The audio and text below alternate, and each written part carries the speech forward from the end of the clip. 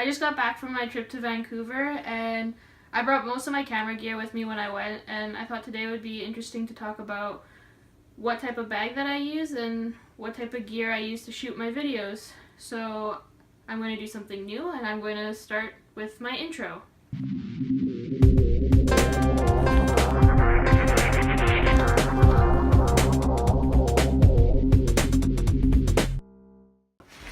So this is the bag that I use. It's a Billabong Command backpack. They don't make this particular one anymore. They have newer ones now. I got this a couple of years ago. When I got this, I didn't have any intention of going into photography or video making.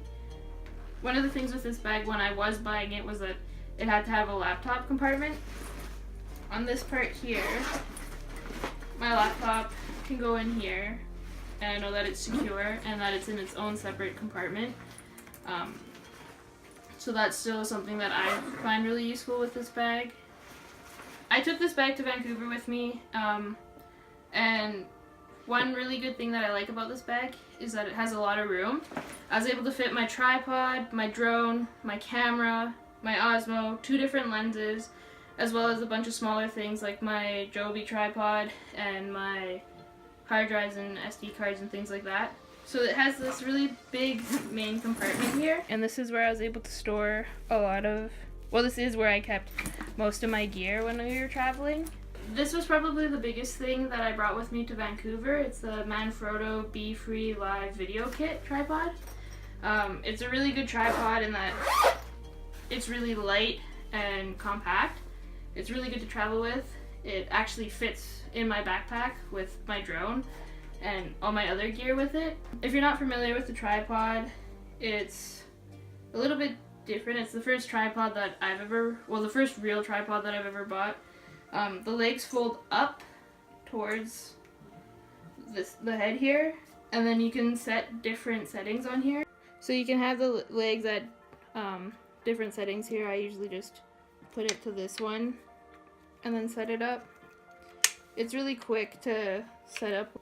So this one comes with the video head, which provides some nice fluid motion, and then I also use it when I'm doing long exposure photos. Yeah, it's really quick when you're to pack up as well. You just put the legs back up towards the head.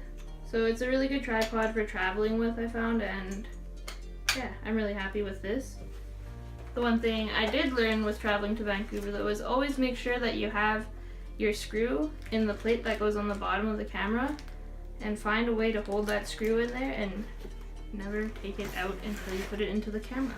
When we went to Vancouver, I just grabbed the plate out of the bag and the tripod, and I forgot to grab the screw, so I ended up having to buy a second plate while we were there to get that screw, but then the screw didn't fit properly in the camera, and then I had to take the ball head off of my Joby tripod and put that on top of that screw and then hold the camera that way.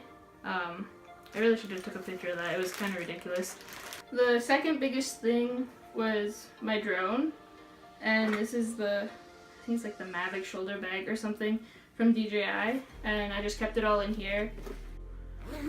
So everything was in here nicely. My drone fits here, my cables, my batteries are in these little bags, controller, and then in this one I keep the cables for the charger.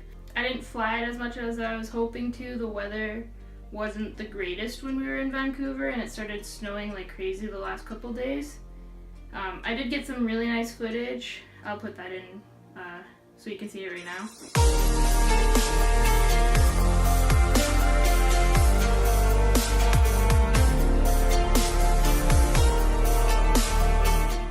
I have 3 main lenses that I use right now. I'm hoping to get a few more in the future.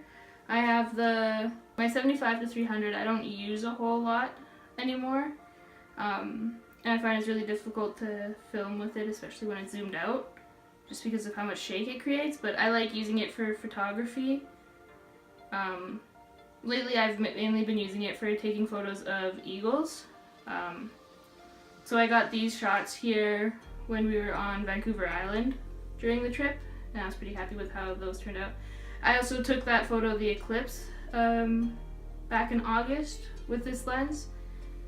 So this one's the 50mm lens, and I had my old camera, the Canon T1i, is the main lens that I used on that one. So I just really like how much the background gets blurred out when I use this lens. I find it's really nice for taking portraits of people as well, which I don't do a whole lot. And when I just really want to focus on a particular subject, I like to use this one.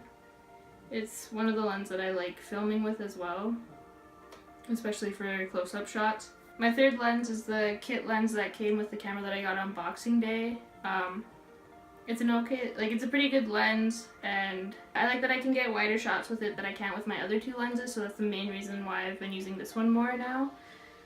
That's where I'm hoping to upgrade in, is getting more of a wide angle lens. I don't have too much to say about this lens just because I feel like it's a pretty general lens, and there isn't anything in particular that really stands out to me. It's just a pretty good all-around lens for people who are beginning in photography and into videos and stuff like that. My camera that I got on Boxing Day is the Canon T6i.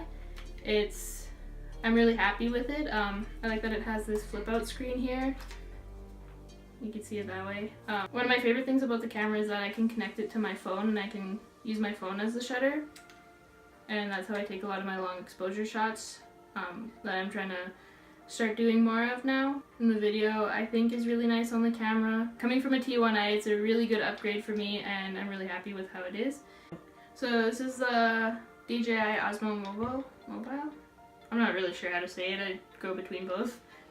So the DJI Osmo, and I like using this to get nice smooth footage with my phone. Yeah, it's just really good at stabilizing it. The only problem I had when we were in Vancouver is that I'm not sure if it was too cold when we were there, but my phone would die after like not even 5 minutes of using it with this, so it didn't get used as much. I am really happy with how the footage is turning out with this though, with the stuff that I was able to get, and I'm excited to be using this more in the future. So that's pretty much it for the gear that I use, except I didn't show my laptop because I didn't think I really needed to. But yeah, that's about all the stuff that I use when I make videos. I will be making a travel video for my trip to Vancouver, and hopefully I'll have that out by the end of March. If you like the video, don't forget to give it a thumbs up, and please subscribe to my channel. Thanks!